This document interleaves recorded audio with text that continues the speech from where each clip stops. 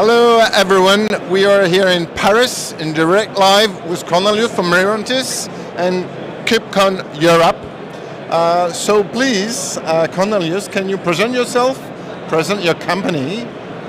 Sure, so I'm Cornelius Willis, I run marketing for Mirantis. First of all, thanks so much for including me today and giving me a chance to talk to your customers. Mirantis is a company that has deep open source heritage. We were one of the leaders in the whole OpenStack movement. Yep. We got involved with Kubernetes through our acquisition of the Docker enterprise business, and have our business is making open source enterprise ready and enterprise safe. And this is really our heritage and our reason to exist. Great.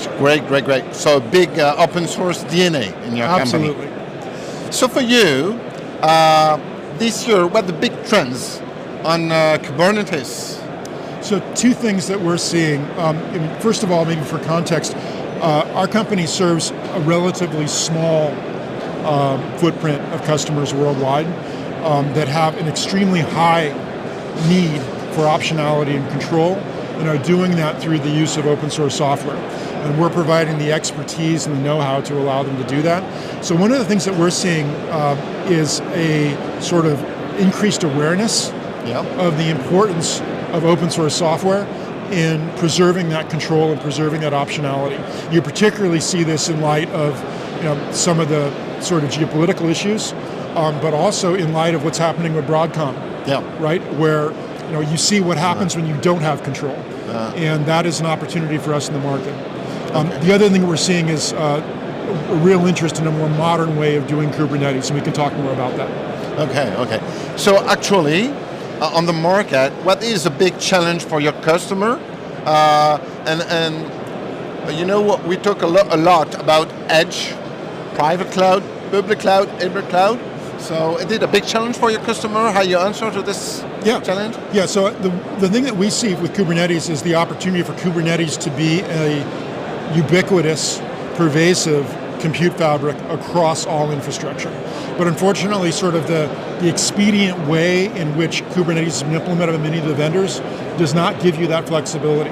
So one of the things that we're doing is innovating to make Kubernetes extremely lightweight, extremely portable, extremely deployable, right? So we have our zero dependencies, K0s, Kubernetes distribution, our Cosmotron CAPI-based control plane that can be deployed anywhere. Lets you do remote control of Kubernetes clusters across clouds.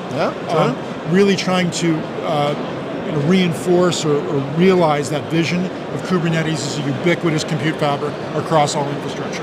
Right. And we talk a lot in Europe actually about security. We have a lot of attacks. Yes. So how is your vision on security, what you're doing in this area? Yeah, so if you think about the nature of security breaches, they're not really technical problems, they're process and people problems, right? And so this comes back to this idea of control on the part of the infrastructure and operations teams. That's right, sovereign control of infrastructure. And one of the things that we want to do for our customers, for our infrastructure and operations customers, is give them the know-how, give them the frameworks, give them the moral authority inside their organizations to be able to push back on business stakeholders and say, this is our sovereign infrastructure, these are the rules. You can't use that service, that service, that service. This is the infrastructure that we control, right? So that we have our vendor optionality, our technical optionality, and our security control over it. Great, thank you. Thank you very much to be with us today. Oh, it's my pleasure. And it's my pleasure de parler avec un homme dans un appareil. C'est sympa, génial. Merci beaucoup. Super. Merci beaucoup, merci. See you soon, bye-bye.